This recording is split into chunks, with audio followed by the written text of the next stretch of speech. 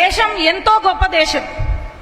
మైనారిటీలకు సమాన హక్కులు, చట్టాలు, అట్లాగే స్వేచ్ఛనిచ్చిన దేశం మనది. మన దేశం మైనారిటీ మహిళలకు అత్యున్నత గౌరవాన్ని ఇచ్చిన దేశం, అది మర్చిపోవద్దండి. ఎందుకంటే ట్రిపుల్ తలాక్ ఎక్కడా తీయని దగ్గర మన దేశం తీసేశారంటే అది కేవలం మైనారిటీ మహిళల కోసం, వారి గౌరవం కోసమే. ఇలాంటి దేశంలో 5 సంవత్సరాలుగా మరి మైనారిటీలకు మొండి చెయ్యి చూపిస్తూ, అట్లాగే ఎటువంటి న్యాయం చెయ్యకుండా వైసీపీ ప్రభుత్వం ముందుకు వెళ్తుంది. ఓట్లు కోసమో లేకపోతే ఎన్నికలు వస్తే మా మైనారిటీలు మా ఆత్మ బంధువులు అని మాట్లాడతారు.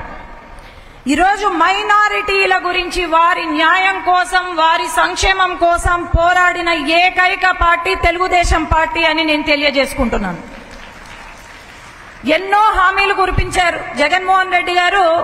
మన నంద్యాలకు వచ్చి ఎన్నో హామీలు కురిపించారు. మరి మైనారిటీలకు సబ్ ప్లాన్లు అమలు చేశారా అంటే చేయలేదు. రిజర్వేషన్లు, నామినేటెడ్ పోస్టులు పనుల్లో రిజర్వేషన్లు కల్పిస్తానని చెప్పి ఒక్క రిజర్వేషన్ కూడా కల్పించలేదు. ఉన్న 5% రిజర్వేషన్ ఏదైతే ఉందో మైనారిటీలకు, అది 4% చేసి ఈరోజు ఒక రాజ్యసభ సభ్యుల్ని పంపించి ఆ 4% రిజర్వేషన్ ని కూడా తీసేయమని చెప్తారు వైసీపీ ప్రభుత్వం. ఈనాడు ఉర్దూ యూనివర్సిటీలు ఏవైతే ఉన్నాయో అవి తెచ్చింది కూడా చంద్రబాబు నాయుడు గారు తప్ప ఇంకెవ్వరూ లేరు. ఉన్న ఉర్దూ యూనివర్సిటీలు, శంకుస్థాపనలు చేసిన ఉర్దూ యూనివర్సిటీలు ఏవైతే ఉన్నాయో అవి కూడా పక్కన పెట్టి ఈరోజు వైఎస్ఆర్సీపీ ప్రభుత్వం ముందుకు వెళ్తుంది. అట్లాగే ఉర్దూని 2వ లాంగ్వేజ్ గా, భాషగా మార్చిన ఏకైక వ్యక్తి చంద్రబాబు నాయుడు గారు. ఈరోజు మన విదేశీ విద్యను అందించారు. మరి వైఎస్ఆర్సీపీ ప్రభుత్వంలో ఎంత మందికి విదేశీ విద్యను అందించారో చెప్పండి. తెలుగుదేశం ప్రభుత్వం హయాంలో మసీదులను కాపాడుకున్నారు, వక్ఫ్ బోర్డ్ ల్యాండ్లను కాపాడుకున్నారు. ఇచ్చు భూమి కూడా కబ్జాకి గురి కాలేదు. కానీ ఇక్కడ వక్ఫ్ బోర్డ్ ల్యాండ్ అన్ని కబ్జా పాలైనాయి. దర్గాకు సంబంధించిన ల్యాండ్ అన్ని కబ్జా పాలైనాయి. ఏమన్నారు అన్నాడు? మైనారిటీకి సంబంధించిన భూములను రీసర్వే చేపించి డిజిటలైజ్ చేస్తానని చెప్పి ఈరోజు ఒక్కటి కూడా డిజిటలైజ్ చేయలేదు. అలాగే మనకు భూములు ఇచ్చి ఇల్లు కూడా కట్టిస్తామని చెప్పారు, ఒక్క ఇల్లు కూడా కట్టించలేదు.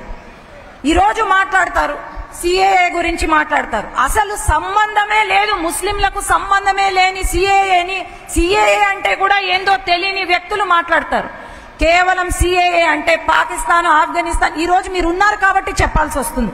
పాకిస్తాన్, ఆఫ్ఘనిస్తాన్, బంగ్లాదేశ్ నుంచి వచ్చిన హిందువులు, బుద్ధులు, లేదంటే జైన్స్, వీళ్ళు ఎవరైతే ఉన్నారో డిసెంబర్ 30,